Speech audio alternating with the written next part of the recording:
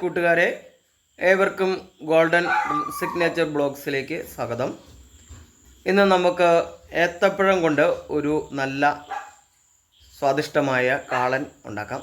നല്ല കുറുകിയ ഒരു കാളൻ. അപ്പോൾ നമുക്ക് വീഡിയോയിലേക്ക് പോകാം.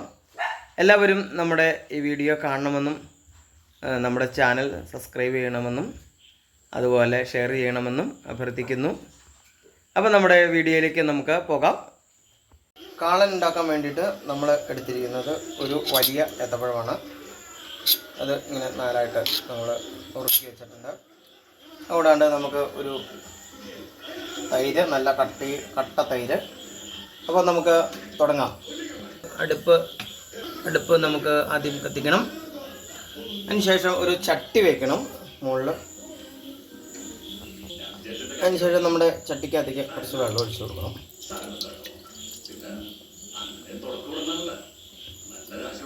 നമുക്ക് അതിനകത്തേക്ക് പഴം നുറുക്കിയത് അങ്ങ് ഇട്ട് കൊടുക്കണം. നമുക്ക് കുറച്ച് മഞ്ഞൾപ്പൊടി,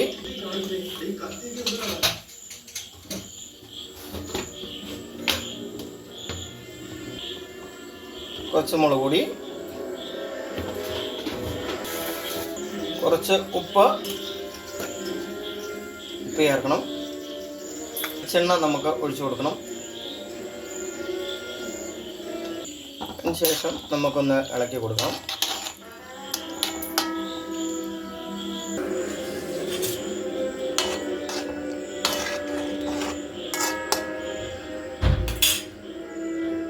ഒന്ന് ഇളക്കി കൊടുക്കണം.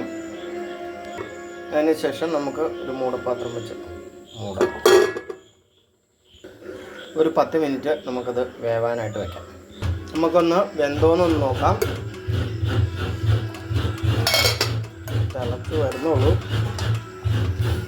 തിളച്ച് വരുന്നുള്ളൂ കേട്ടോ.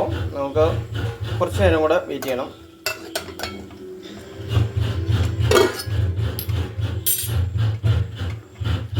കാളന് വേണ്ടിയിട്ട് നമുക്ക് കുറച്ച് തേങ്ങ ചിരവി എടുത്തു.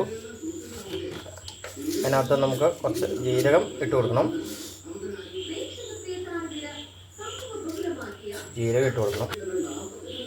ഈ തേങ്ങ നമുക്ക് നല്ല വെണ്ണ പോലെ അരച്ച് എടുക്കാം. നമുക്ക് ഒന്ന് തിളച്ചിട്ടൊന്ന് നോക്കാം. നന്നായിട്ട് പഴം വെന്തു തിളച്ച് നല്ല റെഡി ആയിട്ടുണ്ട്. അപ്പം നമുക്കിതിനകത്തേക്ക് നമ്മുടെ തേങ്ങ അരച്ച് നന്നായിട്ട് അരച്ച തേങ്ങ ചേർക്കാം.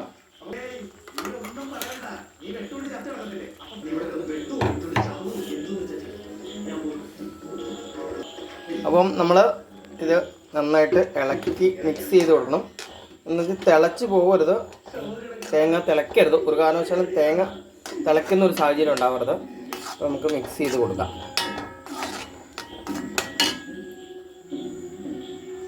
ഇതിലേക്ക് നമുക്ക് തൈര് ഒഴിച്ചു കൊടുക്കണം. നല്ല കട്ടിയുള്ള തൈര് നമുക്ക് ഒഴിച്ചു കൊടുക്കാം.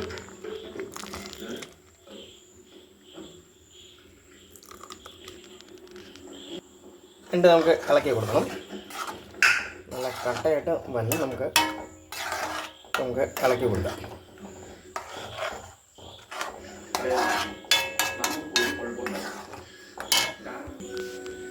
നമ്മൾ ചെറിയ തീയാട്ടേക്കണേ. നമുക്ക് ചെറിയ തീയിൽ നമുക്ക് വേവിക്കണം.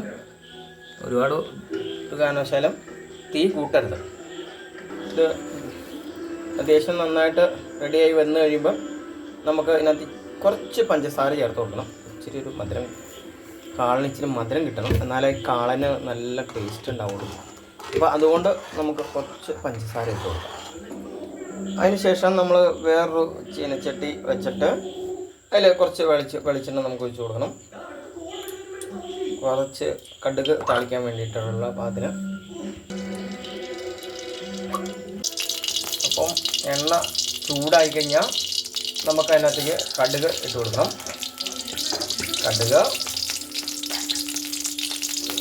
കുറച്ച് ഉലുവയും കടുകും കൂടെ അങ്ങ് പൊട്ടി കഴിയുമ്പോൾ നമുക്ക്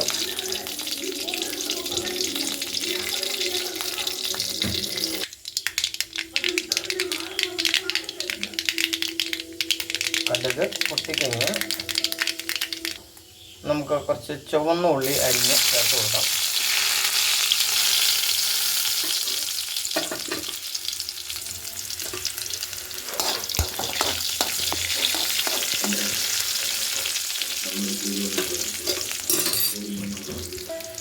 കുറച്ച് വറ്റൽ മുളക് നമുക്ക് ഇതിനകത്ത് അരിയണം. അതൊന്ന് മൂത്ത് വേണം.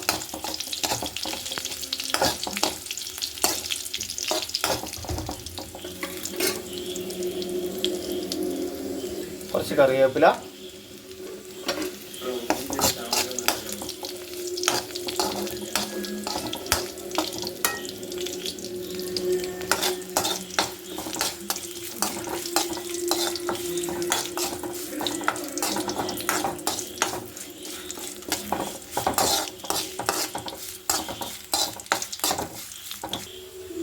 ഇനി എന്നിട്ട് നമുക്ക് നടുക്ക് ഇങ്ങനെ ഇച്ചിരി മാറ്റി വരും സെൻറ്ററിൽ. എന്നിട്ട് കുറച്ച് മുളക് പൊടി നമുക്ക് ഇട്ട് കൊടുക്കണം. എന്ന്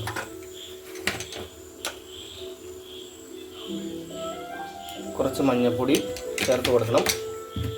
എന്നിട്ട് ഇളക്കി യോജിപ്പിക്കണം.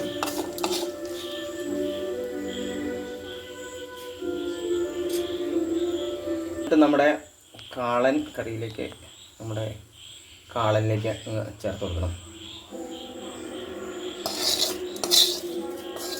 നമ്മൾ വറുത്ത് നമുക്ക് കാളനിലേക്ക് അങ്ങ് ചേർത്ത് കൊടുക്കണം.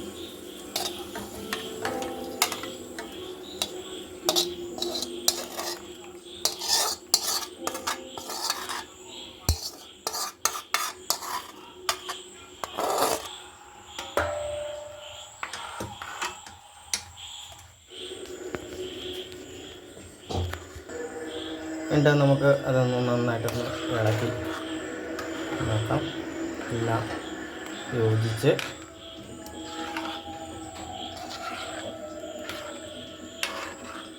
നല്ല മണം വരേണ്ട നല്ല സൂപ്പർ കാളൻ, നല്ല അത്യാവശ്യം കുറുകിയ ഒരു കാളൻ, നല്ല പഴം കൊണ്ടുള്ള കാളൻ, നല്ല സ്വാദിഷ്ടമായ നല്ല മണവും ടേസ്റ്റൊക്കെയുള്ള അടിപൊളി കാളൻ.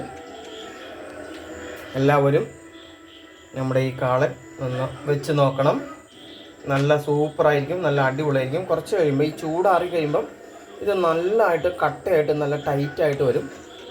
അപ്പോൾ നമ്മൾ കഴിക്കാൻ നല്ല സൂപ്പറായിരിക്കും. ഓക്കെ.